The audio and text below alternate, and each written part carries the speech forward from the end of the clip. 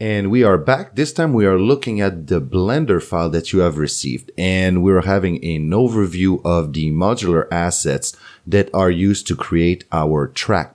As you can see, we got three types to be able to handle before even be able to load the whole track. We have the plane here that are basically solid materials. If you have had a look at the NRG sandbox, all the walls, at the exception of the floor, are basically just plain material, a single PBR material that takes metallic roughness and a color value. We're having the base color that are a mix of plain color and have a base color texture. And finally, the last kind that we're going to have to handle is alpha tested. We're having those grids here that are semi-transparent, and we're going to need to handle that in code. We're going to need to first import them and have a specific set of shader that is going to handle each kind.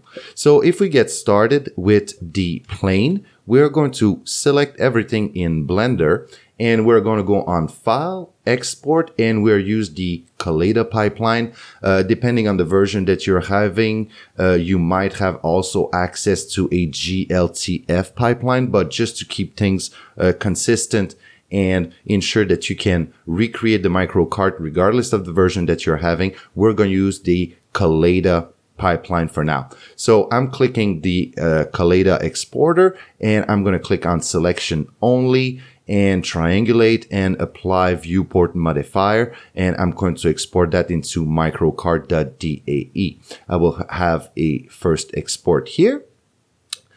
I export my 20 object, and I'm going to go back into the NRG editor and make sure that the MicroKart directory is selected, because this is where we're going to place our asset. I am going to go on Asset and Import, and I'm going to go search on my desktop, and then MicroKart. I'm going to go search the MicroKart DAE file that I've just created. I'm going to open it. Geometries, I leave that intact. For material, here I am going to create a preset, and we're going to take reference. I'm going to go backward a bit, and we're going to take reference on an existing plane material that is already part of the sandbox to create our preset. So I'm going to cancel quickly, and I'm going to go back in sandbox material, and I'm going to take an example. Oh, that was in the library, actually. Library, lib material, and plane material. We are going to reuse the same shader.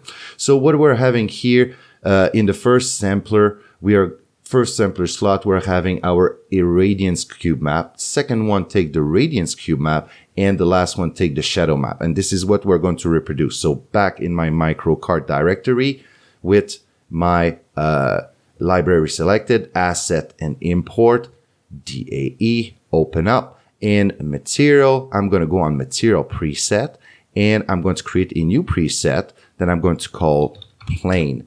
And the identifier in the material will be always the same. It's plane underscore something. If you check the Blender file quickly, when I select one of these assets, you're going to see it's plane underscore grass, plane underscore gray, and so on and so on. So they're all marked the same way. So in my NRG editor, I'm going to create a material preset that will take the identifier underscore plane. And for the shader, I am having as a template the plane shader here, plane, that I'm going to connect. And for the script, the plane is equipped for each new plane material. I'm going to connect the set uniforms script, And for sampler 0, I am going to connect my irradiance, but not the irradiance from my sandbox, the one that we have created in the previous session.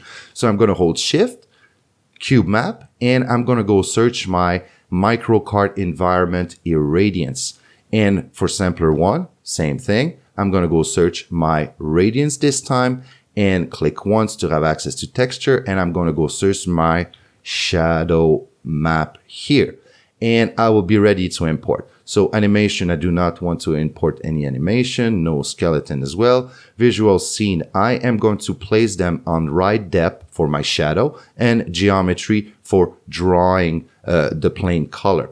which is telling me that on right depth, I'm going to need to create something else here in material. If we scroll all the way down, we're going to have some render layer preset for each object that will be placed on that render layer. We want to use a specific material or a specific shader that will be associated to it. So we're going to create a new one. For the render layer, we're going to go on right depth. So every object that will be placed on the right depth, just like we instructed inside visual scene here, we want for each primitive that is associated, we're going to leave it alone here. When it's empty, it's all primitive of the geometry. No identifier needs to be specified. And the material, we're going to go search right depth. So each and every new asset that will be created, the new object that will be created, will be connected for each primitive with the right depth material, only for the object that are placed on the right depth render layer. In this case, just like we instructed here.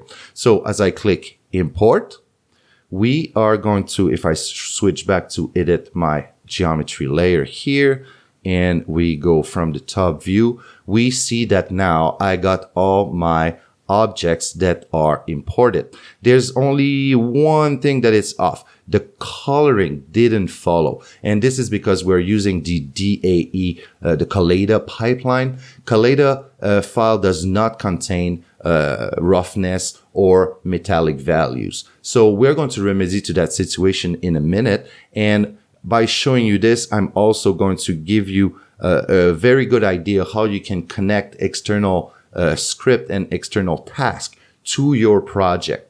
So what we're going to do now we got all our geometry, we got our materials all set, and I'm going to go under applications, and on external file here, I'm going to select that the platform is all platform, and in external file, I'm going to click, and I'm going to go inside my MicroKart directory that you have received, and I'm going to connect the json.lua file. So now, accessible from my extern folder, I will now have access to the json.lua file, which can be used inside a Lua script. And what we're going to do now, we're going to import a utility that I specially built for this. And we're going to go on, this time we're going to go on asset and append existing asset. And back inside our MicroKart directory, we got a file that is called utility.utl. I am going to connect that file by opening it. Now it is part of my project, and I'm going to jump to the coding layout. Under the coding layout, as you can see now, my extern have been created, and under the coding MicroKart, I'm going to select my utility. And my utility, basically what it does is it's calling my json.lua that is now inside my extern directory, so I can use it inside this utility as a required standard Lua statement, sort of an include in C++ if you prefer. And what I'm going to do is I am going to now export the GLTF file from Blender and only go extract the metallic roughness information for each and every material. So I'm going to go back in Blender now. I'm going to keep that selected, and I'm going to go on File, Export, and GLTF. I do not want to import the GLTF file. All I'm interested in is to restore the base color information, metallic and roughness information. So I am going to select GLTF. I'm going to include only the selected object, and I'm going to output that inside my MicroKart directory. Back inside my NRG editor, and this is the kind of workflow that you can implement yourself based on the type of project that you're working on.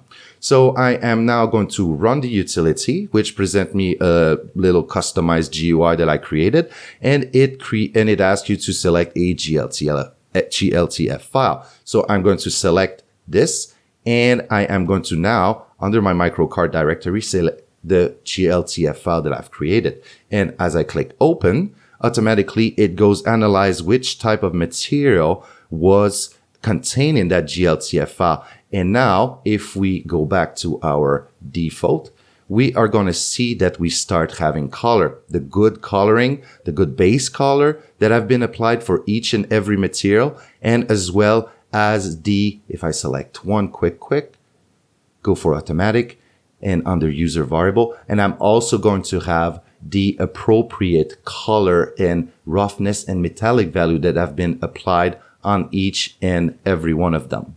Next step, we're going to start dealing with the textured, the base colored one that were labeled in Blender, and the alpha tested object.